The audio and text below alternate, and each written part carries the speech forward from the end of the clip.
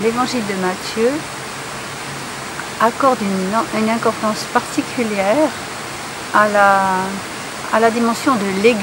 On dit toujours que Matthieu, c'est l'évangile de l'Église, parce que dans l'évangile de Matthieu, Jésus développe particulièrement l'enseignement, la formation de ses disciples en fonction de la vie communautaire qu'il leur propose, fondée sur le souci du frère et le pardon.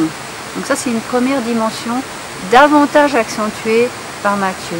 Et l'autre, qui est peut-être encore plus spécifique, c'est la question du rapport à la loi mosaïque.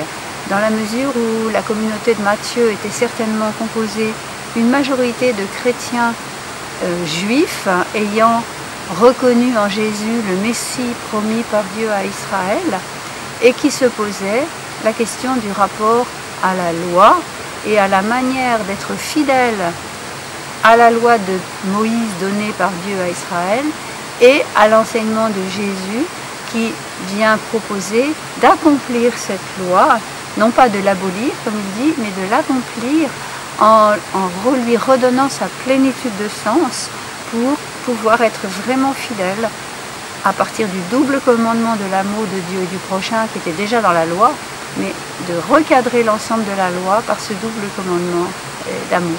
Est-ce qu'il est assez facile d'accès?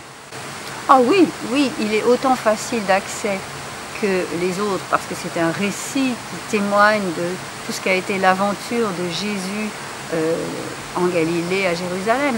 En même temps, il faut reconnaître que peut-être si on voulait lui trouver une difficulté particulière, c'est que justement, Jésus va pouvoir être apparemment très violent, enfin en parole, assez violent à l'égard de ses frères juifs qui n'acceptent pas son enseignement. Mais on va dire que Matthieu recourt au langage des prophètes. Les prophètes peuvent être très très virulents à l'égard des gens de leur famille dont ils pensent qu'ils se trompent.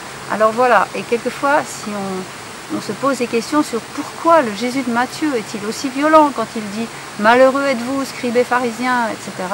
Mais voilà, on peut penser qu'à une époque un peu tendue entre la communauté chrétienne et les autorités juives, eh bien, à la manière des prophètes, Jésus invite à réfléchir aux enjeux de l'accueil de son message.